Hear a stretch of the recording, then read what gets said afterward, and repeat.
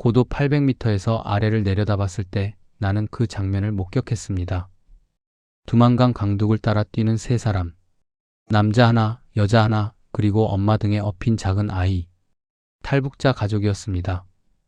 뒤에서 경비대가 추격했습니다. 첫 번째 총성. 남자가 쓰러졌습니다. 두 번째 총성. 여자가 남자 위에 쓰러졌습니다.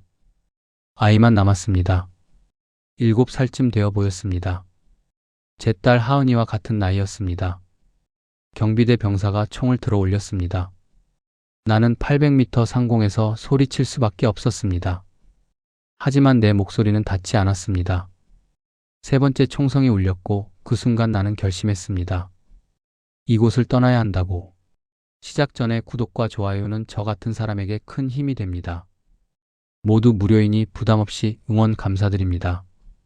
2019년 6월 18일 밤 11시 47분 평양 중구역 창광거리 17층 간부 아파트 현관문을 누군가 두드렸습니다.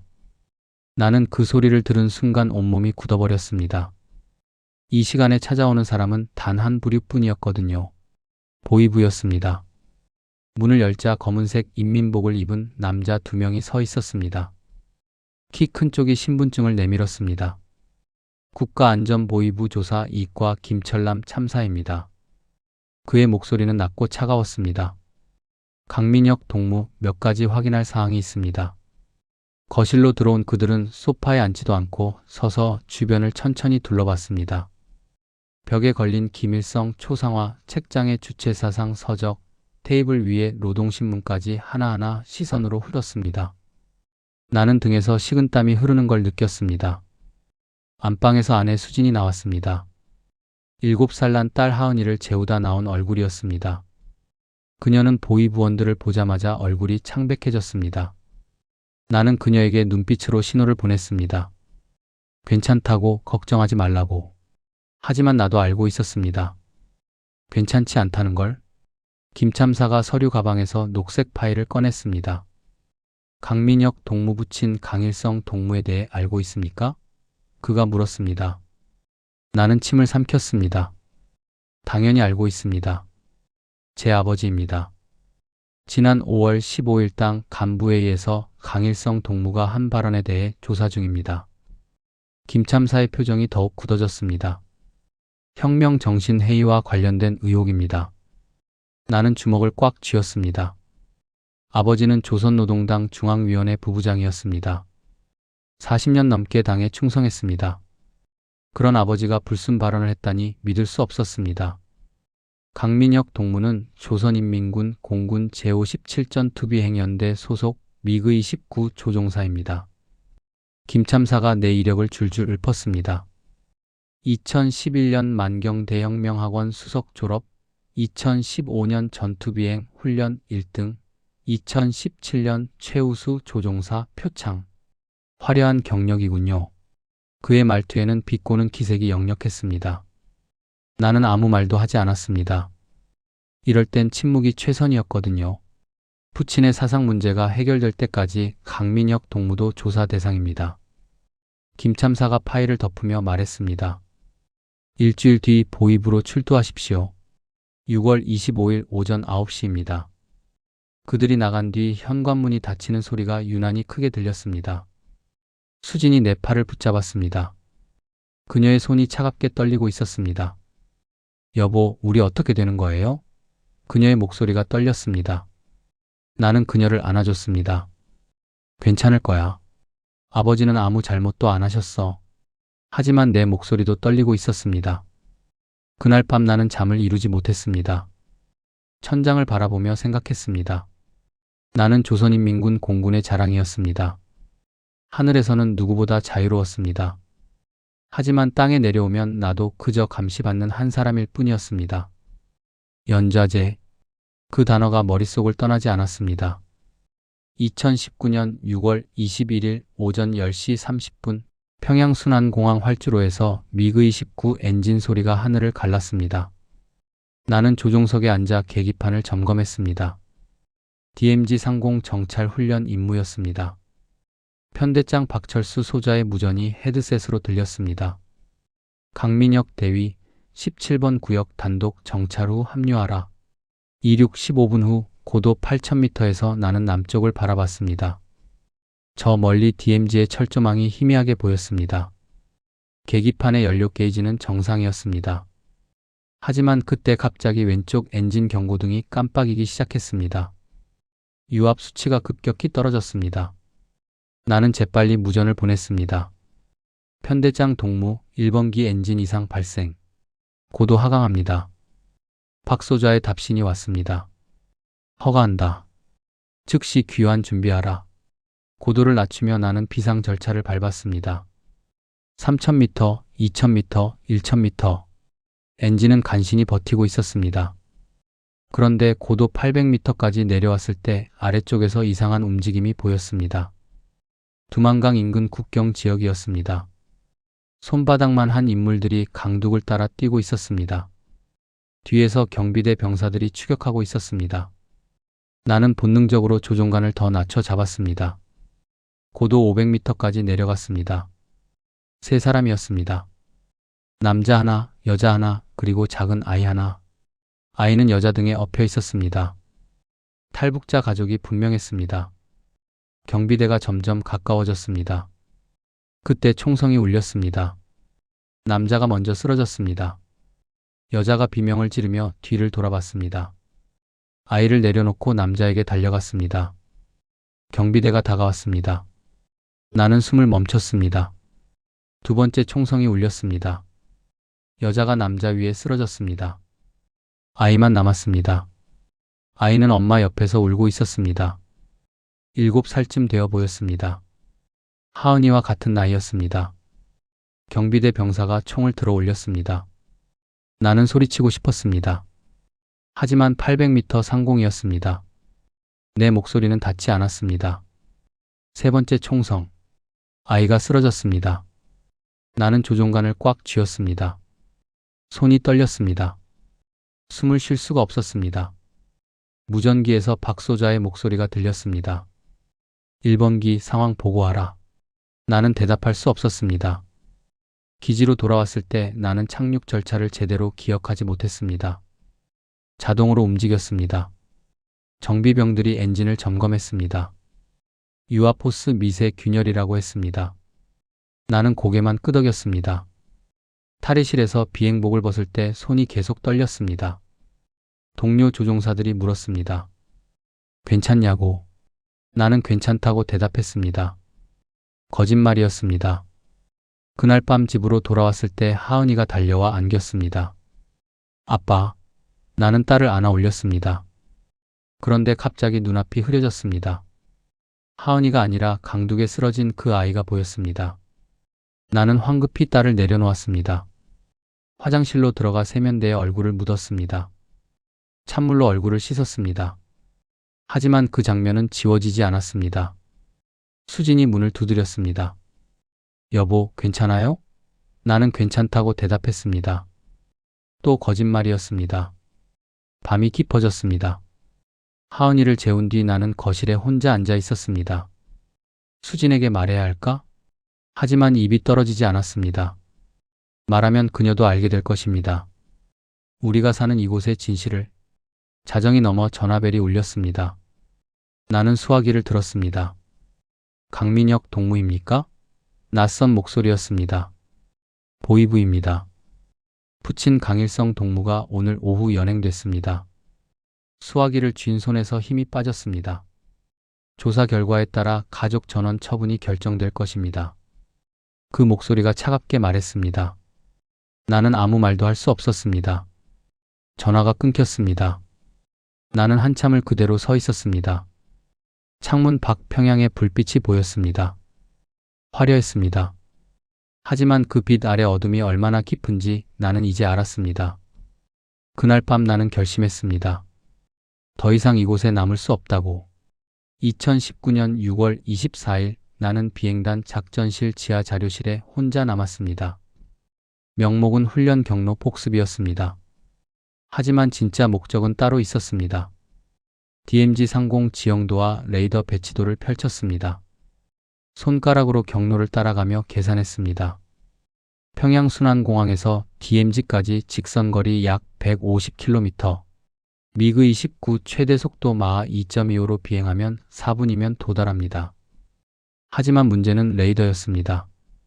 북한군 조기경보 레이더망은 3중으로 겹쳐 있었습니다. 하지만 지형도를 자세히 보니 한 가지 발견이 있었습니다. 묘양산과 구월산 사이 계곡지대, 그곳은 산악 지형으로 인한 레이더 사각지대였습니다. 고도 300m 이하 초저공 비행으로 이 계곡을 통과하면 레이더 포착을 피할 수 있었습니다. 나는 자로 거리를 쟀습니다. 계곡 통과 후 DMZ까지 약 7분, 총 11분이면 한국 영공 진입이 가능했습니다. 하지만 또 다른 문제가 있었습니다. 연료였습니다. 미그 29는 내부 연료 탱크로 약 1시간 30분 비행이 가능했습니다. 귀환을 전제로 한다면 출격 전 연료를 가득 채워야 했습니다. 하지만 그러면 내 결심이 흔들릴 수도 있었습니다. 나는 결정했습니다.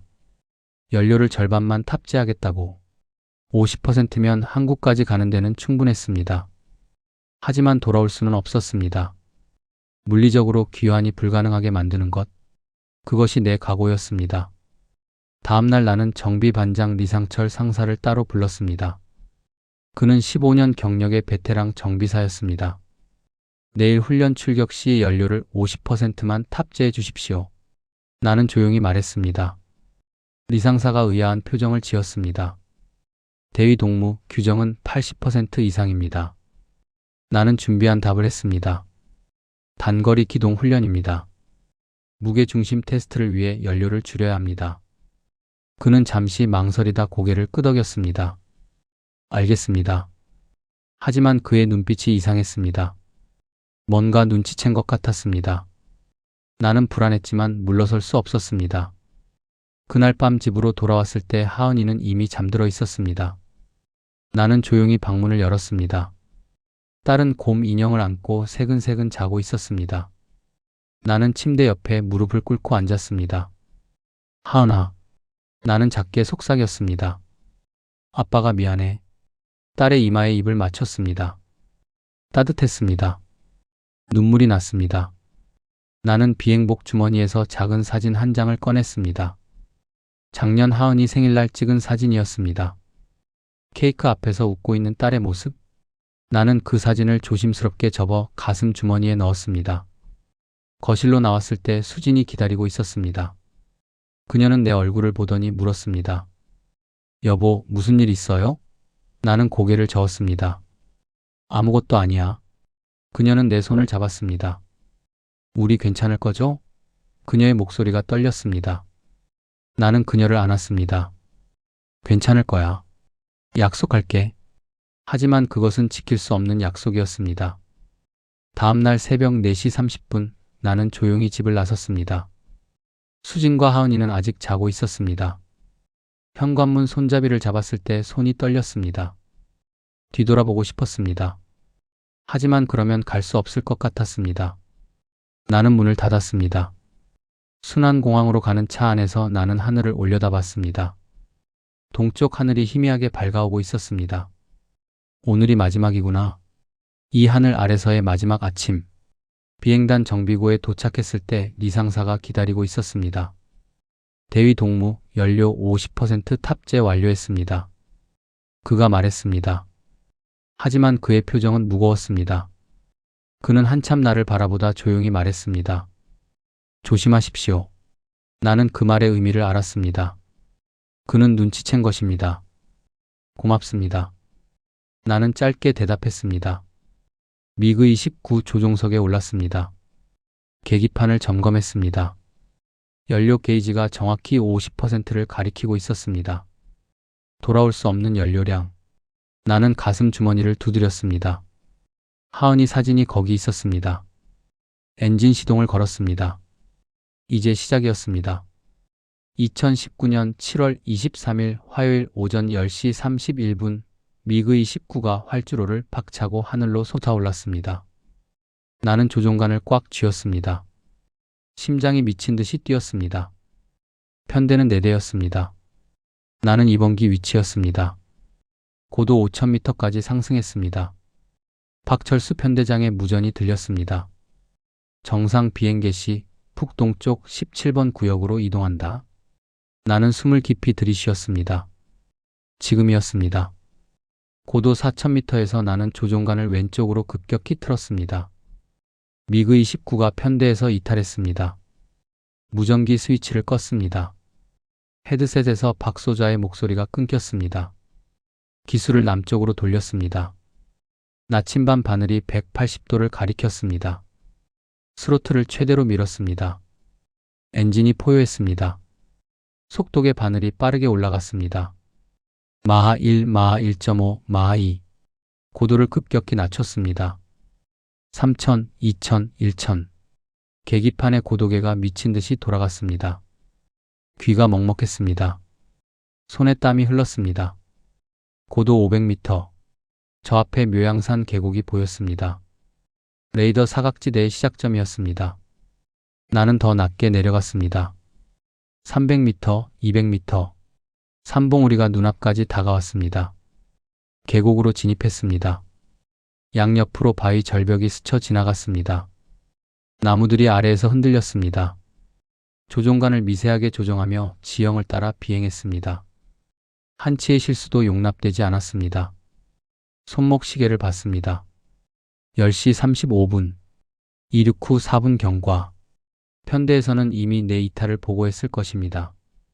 본부에서는 지금쯤 무전 응답을 시도하고 있을 것입니다. 계곡을 빠져나왔습니다. 앞에 평야지대가 펼쳐졌습니다. 나는 다시 스로틀을 밀었습니다. 최대 속도였습니다. 미그 29가 땅 위를 스치듯 날았습니다. 10시 37분. 6분 경과. 북한 공군 본부에서 요격 명령이 떨어졌을 것입니다. 대기 중이던 요격기들이 지금 이륙하고 있을 것입니다. 연료 게이지를 확인했습니다. 35%. 생각보다 빨리 소모되고 있었습니다. 최대 속도 비행은 연료를 엄청나게 먹어치웠습니다. 하지만 멈출 수 없었습니다. DMZ가 보이기 시작했습니다. 저 멀리 철조망과 감시초소가 희미하게 보였습니다. 심장이 목구멍까지 올라왔습니다. 그때였습니다. 레이더 경고음이 울렸습니다. 후방에서 추적 신호가 잡혔습니다. 요격기였습니다. 2대였습니다. 나보다 빠른 속도로 접근하고 있었습니다. 10시 39분. 8분 경과. DMZ까지 3분 남았습니다. 나는 더 낮게 내려갔습니다. 고도 100m. 지표면이 아슬아슬하게 스쳐 지나갔습니다. 추적 신호가 일시적으로 끊겼습니다. 지형 회피 효과였습니다. 하지만 다시 경보음이 울렸습니다. 그들은 포기하지 않았습니다. 10시 40분. 연료 게이지 20%. 경고등이 깜빡이기 시작했습니다. DMZ가 눈앞이었습니다. 철조망이 선명하게 보였습니다. 후방에서 섬광이 번쩍였습니다. 미사일이었습니다. 나는 본능적으로 급선회 했습니다. 플레어를 발사했습니다. 미사일이 열추적을 잃고 빗나갔습니다. 10시 41분. 10분 경과. DMZ 철조망을 통과했습니다. 한국 영공이었습니다. 나는 살았다고 생각했습니다. 하지만 그때 엔진에서 이상한 소리가 들렸습니다. 연료 게이지가 10% 아래로 떨어졌습니다. 출력이 급격히 약해졌습니다. 한국 공군 무전이 들렸습니다. 미확인 기체, 즉시 응답하라.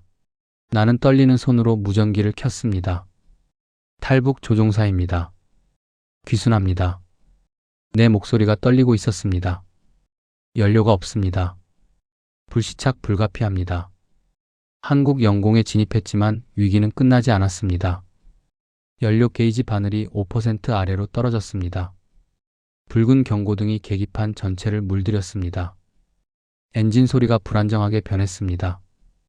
양옆에서 한국 공군 F-16두 대가 접근했습니다. 회색 기체에 태극 마크가 선명했습니다. 조종사가 손짓으로 신호를 보냈습니다. 따라오라는 뜻이었습니다. 무전이 들렸습니다. 평택 공군기지로 안내하겠습니다. 우리를 따라오십시오. 침착한 목소리였습니다. 하지만 나는 알고 있었습니다. 평택까지는 갈 수 없다는 것을. 연료 잔량으로 계산하면 3분, 많아야 4분이었습니다. 평택까지는 최소 8분이 필요했습니다. 나는 떨리는 목소리로 무전을 보냈습니다. 평택까지 갈 수 없습니다. 연료가 곧 바닥납니다. 잠시 침묵이 흘렀습니다. 그리고 다시 무전이 왔습니다. 가장 가까운 비상 활주로를 찾겠습니다. 버티십시오. 버티다니. 나는 쓴웃음을 지었습니다. 버틸 수 있으면 진작 버텼습니다. 고도를 유지하려 했지만 출력이 계속 떨어졌습니다. 5,000m에서 4,000, 3,000으로 내려갔습니다. 조종간을 당겨도 반응이 느렸습니다. 아래를 내려다봤습니다. 민가들이 보였습니다.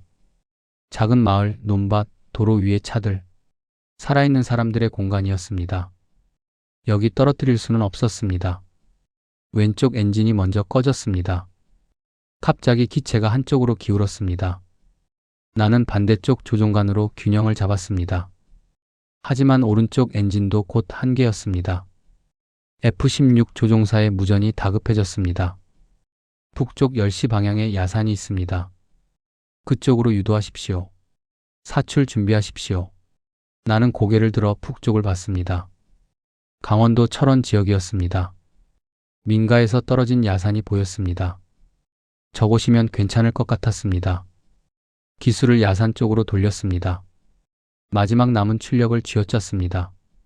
고도 2,000m, 1,500.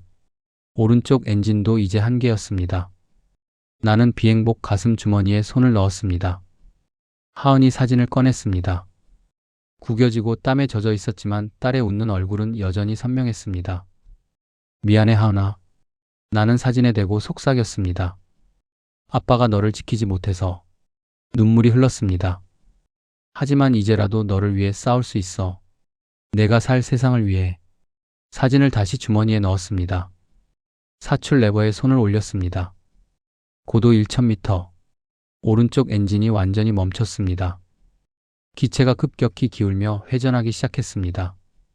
계기판의 모든 경고등이 동시에 깜빡이었습니다. 야산이 눈앞까지 다가왔습니다. 계곡 사이로 미그-29가 떨어지고 있었습니다. 나는 사출 레버를 당겼습니다. 폭발적인 충격이 온몸을 덮쳤습니다. 캐노피가 날아갔습니다. 좌석이 기체에서 분리되며 하늘로 튀어올랐습니다. 바람이 얼굴을 때렸습니다. 아래에서 미그-29가 계곡에 처박혔습니다. 거대한 화염이 솟아올랐습니다. 폭발음이 산을 흔들었습니다. 낙하산이 펼쳐졌습니다. 갑자기 조용해졌습니다. 바람 소리만 들렸습니다. 나는 하늘을 올려다봤습니다. 파란 하늘이었습니다. 자유의 하늘. 그리고 천천히 땅으로 내려갔습니다. 낙하산이 천천히 하강했습니다. 바람이 나를 좌우로 흔들었습니다. 아래에서 미그-29가 타오르고 있었습니다. 검은 연기가 하늘로 치솟았습니다. 땅이 가까워졌습니다. 나무들이 빠르게 다가왔습니다. 나는 다리를 오므렸습니다. 착지 자세를 취했습니다. 쿵! 땅에 부딪혔습니다. 등부터 떨어졌습니다. 순간 숨이 막혔습니다. 허리에 날카로운 통증이 왔습니다. 오른쪽 다리가 비틀렸습니다. 나는 신음을 삼켰습니다. 낙하산이 바람에 끌려갔습니다. 나는 재빨리 고리를 풀었습니다. 하얀 천이 바람에 날려 나무에 걸렸습니다. 일어서려 했지만 다리에 힘이 없었습니다. 발목이 삐었거나 부러진 것 같았습니다. 허리도 움직일 때마다 아팠습니다. 주변을 둘러봤습니다. 야산 중턱이었습니다. 소나무들 사이에 바위들이 흩어져 있었습니다. 아래쪽에서 미그-29 잔해가 계속 타고 있었습니다. 멀리서 헬기 소리가 들렸습니다. 점점 가까워졌습니다. 한국군 수색대였습니다. 나는 하늘을 올려다봤습니다. 군용 헬기 2대가 상공을 선회하고 있었습니다. 한 대가 착륙하기 시작했습니다. 로터 바람이 나무들을 흔들었습니다. 낙엽이 날렸습니다. 나는 손을 들어 올렸습니다.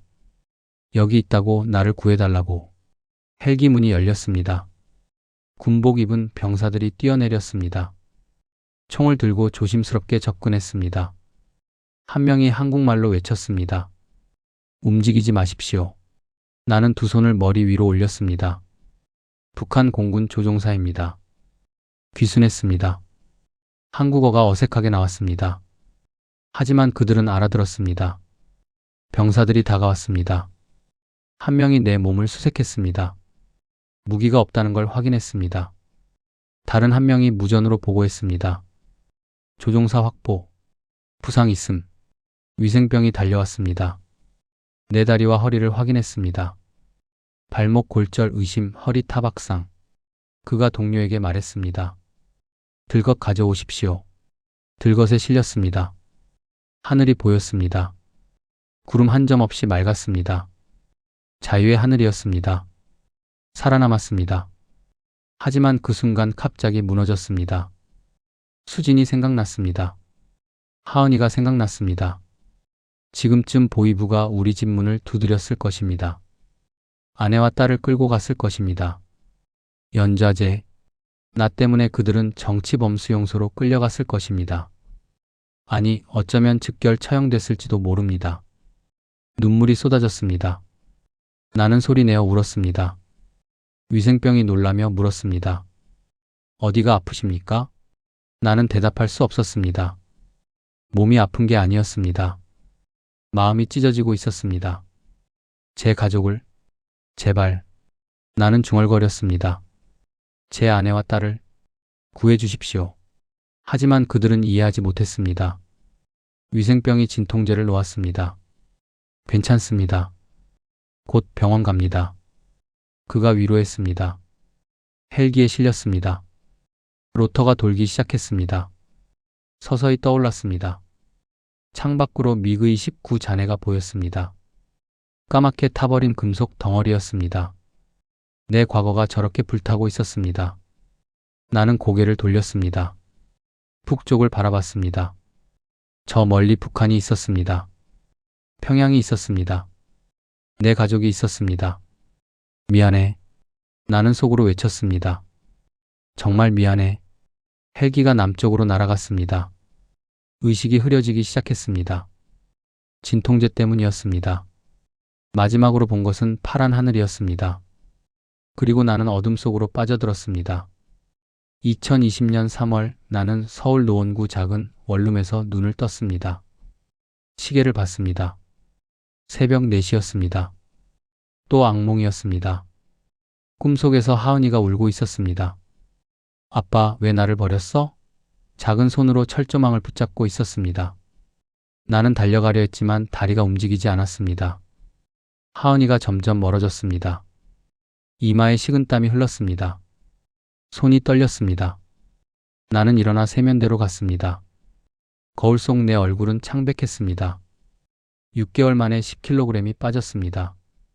하나원 교육을 끝낸 지 2달이 지났습니다. 대한민국 사회는 자유로웠습니다. 하지만 그 자유가 나를 짓눌렀습니다. 낮에는 괜찮았습니다. 재취업 교육을 받았습니다. 민간 항공사 입사 준비를 했습니다. 북한 공군 경력이 도움이 됐습니다. 면접관들은 놀라워했습니다. 미그 29 조종 경험이라니 대단하시군요. 하지만 밤이 되면 무너졌습니다. 수진이 보였습니다. 정치범수용소 철조망 안에서 나를 원망하는 눈빛. 하은이가 보였습니다. 굶주림에 말라가는 작은 몸. 악몽은 매일 밤 찾아왔습니다. 2021년 봄, 나는 국내 항공사 부조종사로 취직했습니다. 첫 출근날 제복을 입었습니다. 거울을 봤습니다. 민간 조종사 모습이었습니다. 하지만 내 눈은 죽어 있었습니다. 비행은 여전히 좋았습니다. 하늘에서는 모든 게 단순했습니다.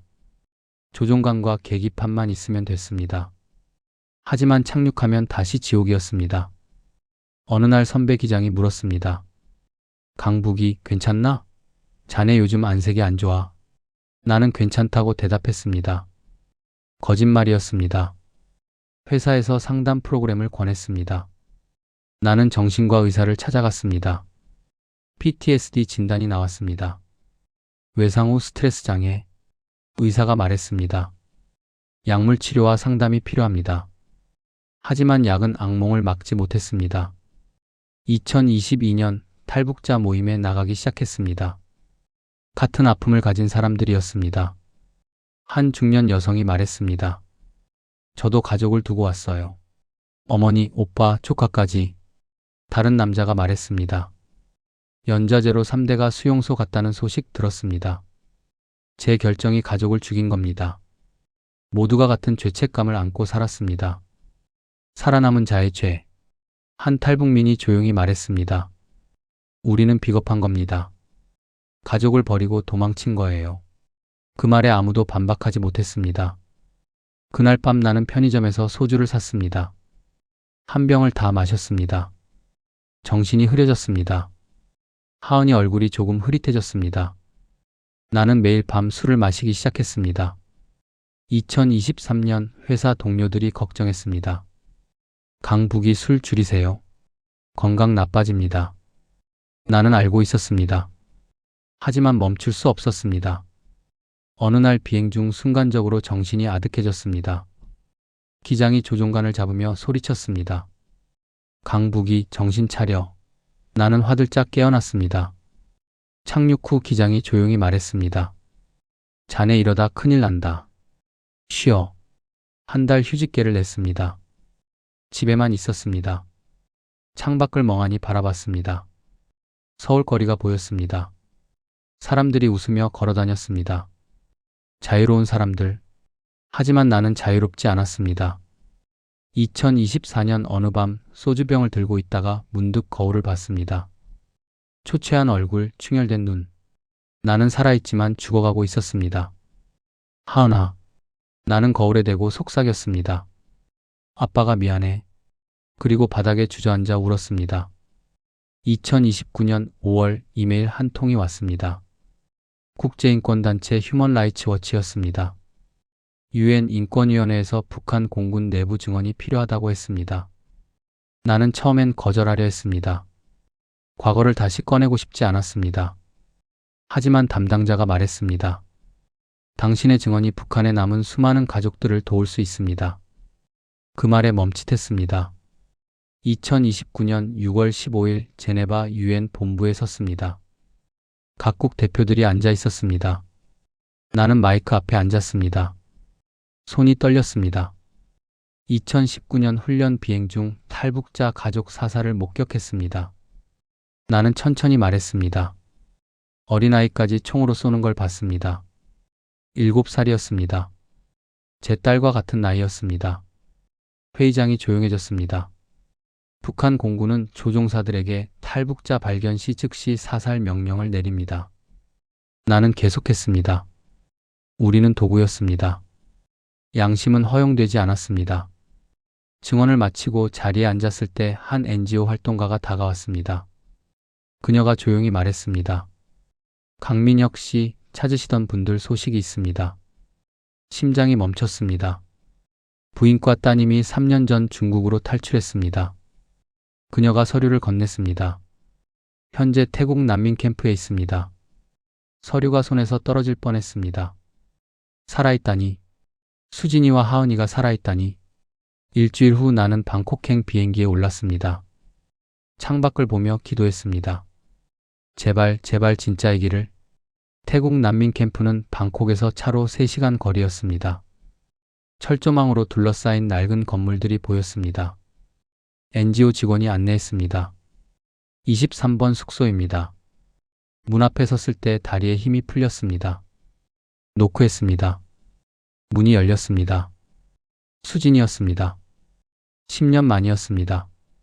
얼굴은 야위었습니다. 머리에 흰머리가 많아졌습니다. 하지만 여전히 내 아내였습니다. 그녀의 눈이 커졌습니다. 입술이 떨렸습니다.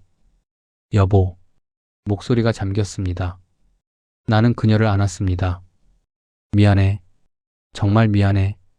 나는 울었습니다. 10년 동안 참았던 눈물이 쏟아졌습니다. 안에서 소리가 들렸습니다. 엄마 누구예요? 17살이 된 하은이가 나왔습니다. 나보다 키가 컸습니다. 어린아이가 아니었습니다. 하지만 눈만은 그대로였습니다. 하은아. 나는 떨리는 목소리로 불렀습니다. 그녀는 나를 멍하니 바라봤습니다. 그리고 천천히 물었습니다. 아빠예요? 나는 고개를 끄덕였습니다. 그래, 아빠야. 하은이가 달려왔습니다. 나를 끌어안았습니다. 아빠. 그녀가 울었습니다. 나도 울었습니다. 수진도 울었습니다. 우리는 한참을 그렇게 안고 울었습니다. 저녁 작은 식탁에 셋이 앉았습니다. 수진이 말했습니다. 당신이 귀순한 직후 정치범수용소로 끌려갔어요. 3년 있었습니다. 그녀의 목소리가 떨렸습니다. 하은이가 그곳에서 자랐습니다. 나는 하은이를 봤습니다. 미안해. 나는 말했습니다. 하은이가 고개를 저었습니다. 아빠가 했던 말 기억해요. 언젠가 자유로운 곳에서 다시 만나자고. 나는 그 약속을 믿었어요. 수진이 내 손을 잡았습니다. 당신 덕분에 우리도 탈출할 용기를 얻었어요. 그녀가 미소 지었습니다. 당신이 길을 보여줬어요. 나는 두 사람을 바라봤습니다. 10년 만에 되찾은 내 가족. 미안해. 나는 속삭였습니다. 그리고 이제 다시는 놓지 않을게. 수진이 말했습니다. 우리 이제 함께 한국 가요. 진짜 자유로운 곳에서. 나는 고개를 끄덕였습니다. 그래, 함께 가자. 그날 밤 나는 오랜만에 악몽 없이 잠들었습니다. 여러분은 지금 어디에서 이 이야기를 듣고 계신가요? 자유로운 그곳에서 댓글로 여러분의 마음을 나눠주세요. 그것이 아직 철조망 너머에 남은 이들에게 전하는 희망의 메시지가 될 것입니다.